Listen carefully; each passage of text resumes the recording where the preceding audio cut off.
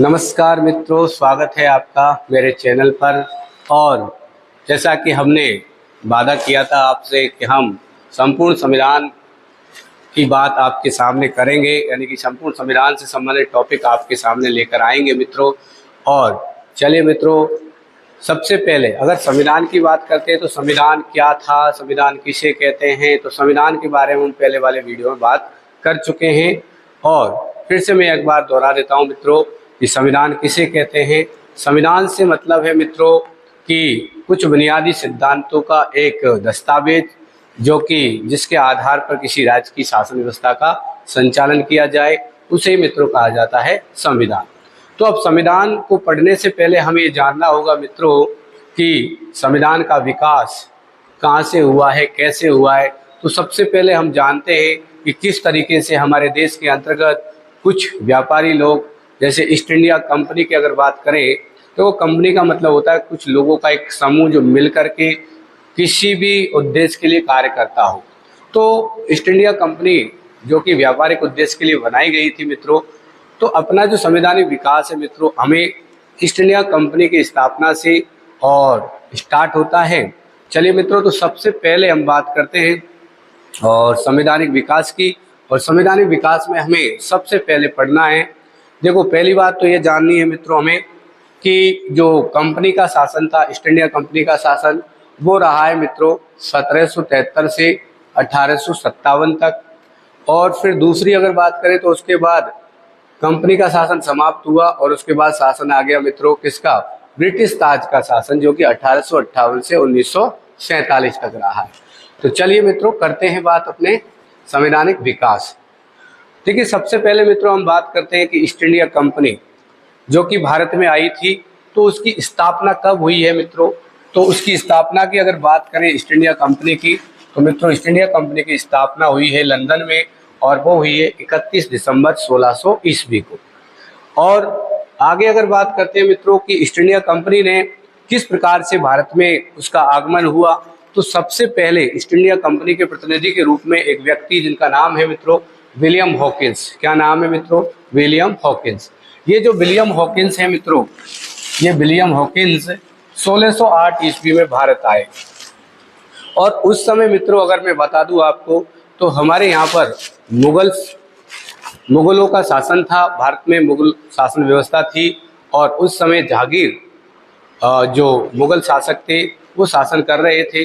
तो उस समय ये जो विलियम हॉकिंस हैं मित्रों, ये व्यापार के मकसद से आए और जहांगीर से इन्होंने आगरा में मुलाकात की, परंतु इन्हें व्यापारिक जो भी व्यापार करने की परमिशन थी वो जहांगीर के द्वारा नहीं दी गई थी। देखिए मित्रों, देखो हॉकिंस की आगरा में जहांगीर से असफल मुलाकात। क्या हुई है मित्रों? असफल मुलाकात। कहने का मतलब ये है कि भारत के साथ व्यापार की अनुमति इनको नहीं मिली थी। आगे जब ये वापस चले गए मित्रों, तो उसके बाद देखिए एक दूसरा प्रतिनिधि जो कि ब्रिटेन के सम्राट उस समय थे, उनका प्रतिनिधि के रूप में मित्रों एक व्यक्ति आता है जिसका नाम है सर टॉमस रो। क्या नाम है मित्रों? Sir Thomas Roe. ये सर टॉमस रो दूसरे प्रतिनिधि के रूप में भारत आते हैं। और उस समय जहांगीर से 10 जनवरी 1616, कब मित्रों? 10 जनवरी 1616 को कहाँ पर? अजमेर में। कब करते हैं मित्रों? 10 जनवरी 1616 को कौन सी जगह मित्रों? अजमेर में। अजमेर में मुलाकात करते हैं, क्योंकि मित्रों अकबर के द्वारा अजमेर में मैगजीन दुर्ग यानी अकबरी दुर्ग बनाया गया था। तो यहाँ पर उनसे क्या होती है मित्रों? जहांगीर से मुलाकात होती है। और अब कंडीशन ये हो जाती है कि जो अंग्रेज थे, अंग्रेज व्यापारी थे, उनको व्यापार करने की परमिशन भारत देश के साथ मिल जाती है। तो अब बात आती है मित्रों कि सर्वप्रथम ईस्ट इंडिया कंपनी ने भारत में जो व्यापारिक केंद्र स्थापित किया, वो व्यापारिक केंद्र था मित्रों सूरत।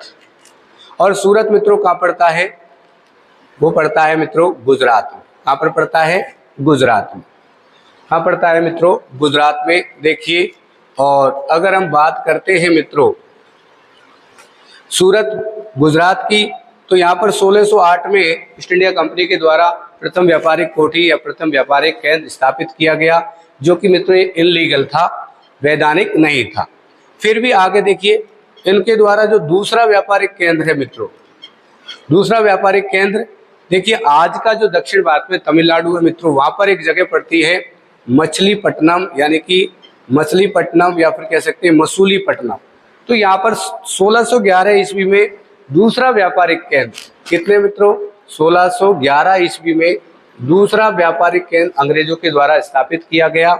और ये दक्षिण भारत का पहला व्यापारिक केंद्र था मित्रों। भारत के हिसाब से देखा जाए, संपूर्ण भारत के लिहाज से अगर देखते हैं तो ये एक तरीके से अंग्रेजों के द्वारा स्थापित किया गया दूसरा व्यापारिक केंद्र था। और अगर दक्षिण भारत की बात करते हैं तो दक्षिण भारत के हिसाब से मित्रों प्रथम व्यापारिक केंद्र था। आगे हम बात करें मित्रों, देखिए ईस्ट इंडिया कंपनी ने भारत में साम्राज्य स्थापित करने का प्रथम प्रयास। अब अगर हम बात करते हैं कि जो ईस्ट इंडिया कंपनी थी वो व्यापार के मकसद से आई, परंतु उसने भारत पे अपना साम्राज्य स्थापित करने का प्रयास किया। वो चाहती थी कि राजनीतिक और प्रशासनिक व्यवस्था पर भी अंग्रेजों का शासन हो, ईस्ट इंडिया कंपनी का शासन हो, इसलिए उन्होंने सबसे पहले प्रयास किया है मित्रों। और वो प्रयास देखने को मिलता है मित्रों 23 जून 1757 के प्लासी के युद्ध में। और उस समय बंगाल के नवाब सिराजुद्दौला थे मित्रों। तो 23 जून और 1757 ईस्वी को प्लासी का युद्ध हुआ अंग्रेज और बंगाल के नवाब के मध्य, जिसमें अंतिम जीत मित्रों किसकी हुई, अंग्रेजों की हुई। फिर भी देखिए, अगर हम आगे बात करते हैं, देखो प्लासी का जो युद्ध है वो है 23 जून 1757 ईस्वी। और ये हुआ है मित्रों east India company versus Bengal के नवाब सिराजुद्दौला, जिसमें सिराजुद्दौला की मित्रों क्या हुई है, हार हुई है। और बंगाल ये ईस्ट इंडिया कंपनी की क्या हुई है मित्रों, जीत हुई है। पूरी तरह से अगर हम बात करें कि ब्रिटिश साम्राज्य की स्थापना भारत में कब स्थापित हुई, तो ब्रिटिश साम्राज्य की स्थापना की बात करते हैं मित्रों, तो देखिए ब्रिटिश साम्राज्य की स्थापना की बात करते हैं तो वो हुई है मित्रों 1764 ईस्वी में। और 1764 ईस्वी में 22 अक्टूबर मित्रों को लड़ा गया मित्रों बक्सर का युद्ध। इसका युद्ध लड़ा गया मित्रों, बक्सर का युद्ध लड़ा गया। और बक्सर के युद्ध में भी मित्रों अगर देखा जाए तो अंतिम रूप से विजय अंग्रेजों को मिली है। बक्सर का युद्ध जो लड़ा गया है मित्रों, वो लड़ा गया है बंगाल के नवाब मीर कासिम, अवध के नवाब सिराज शुजाउद्दौला और मुगल बादशाह शाह आलम द्वितीय। ठीक है, ये तीनों की संयुक्त सेना अंग्रेजों के खिलाफ लड़ी है और ईस्ट इंडिया कंपनी, इन तीनों के बीच में ये युद्ध हुआ है। पहली बात अगर करते हैं तो बंगाल के नवाब उस समय मीर कासिम थे, अवध के नवाब शुजाउद्दौला थे और मित्रों मुगल बादशाह हुआ करते थे उस समय शाह आलम द्वितीय। तो इन तीनों ने संयुक्त रूप से ईस्ट इंडिया कंपनी के साथ युद्ध किया, पर अंतिम विजय किसको मिली मित्रों, अंग्रेजों को मिली। तो हम ये कह सकते हैं कि जो ईस्ट इंडिया कंपनी है उसने पूरी तरह से अगर भारत में साम्राज्य स्थापित किया है, साम्राज्य स्थापित उसका हुआ है, तो वो हुआ है मित्रों बक्सर के युद्ध के बाद। तो इस प्रकार से हमने एक पृष्ठभूमि जो कि किस तरीके से ईस्ट इंडिया कंपनी आई भारत देश में और उसने किस तरीके से व्यापारिक मकसद से मुगल बादशाह से अपने व्यापार करने की परमिशन मांगी है और उसे परमिशन मिलती है मित्रों। और कुछ समय के बाद ईस्ट इंडिया कंपनी भारत में अपना साम्राज्य स्थापित करने का प्रयास करती है और 1757 के प्लासी के युद्ध में उसका प्रथम प्रयास, जिसमें बंगाल के नवाब सिराजुद्दौला को उसकी पराजय का सामना करना पड़ता है और मित्रों पूरी तरह से साम्राज्य स्थापित हो जाता है अंग्रेजों का 1764 के बक्सर के युद्ध के बाद, जिसमें भारत में अगर देखा जाए तो बंगाल के नवाब मीर कासिम और अवध के नवाब शुजाउद्दौला और मुगल बादशाह शाह आलम द्वितीय, इन तीनों की संयुक्त सेना अंग्रेजों के साथ लड़ती है, परंतु मित्रों अंतिम विजय अंग्रेजों को मिलती है। इस तरीके से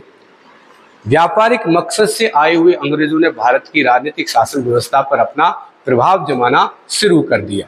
इसी प्रकार से हम आगे जो पढ़ेंगे मित्रों, और वो हमें पढ़ना है, क्या पढ़ना है मित्रों, देखिए मैं आपको बता देता हूं। इसके बाद जो हमें पढ़ना है मित्रों वो क्या पढ़ना है, देखिए इसके बाद हमें पढ़ना है मित्रों 1773 का रेगुलेटिंग एक्ट। तो ये अंग्रेजों के द्वारा बनाया गया प्रथम एक्ट। और मित्रों अगर हम बात करें बंगाल के जो प्रथम गवर्नर थे, उस समय बंगाल के प्रथम गवर्नर हुआ करते थे मित्रों लॉर्ड क्लाइव। कौन हुआ करते थे मित्रों? Lord Clive. तो 1773 का जो एक्ट है उससे अगर देखा जाए तो जो ईस्ट इंडिया कंपनी थी मित्रों, उस पर संसदीय नियंत्रण की क्या होती है? शुरुआत होती है। तो हमें आगे के वीडियो में मित्रों 1773 का रेगुलेटिंग एक्ट पढ़ना है और इसी प्रकार से हम आपके सामने छोटे छोटे वीडियो लेकर आते रहेंगे। मित्रों, आपको अगर मेरा सेशन अच्छा लगा है तो चैनल को सब्सक्राइब करें, लाइक करें, बेल आइकन को दबाना नहीं भूलें। जय हिंद, जय भारत।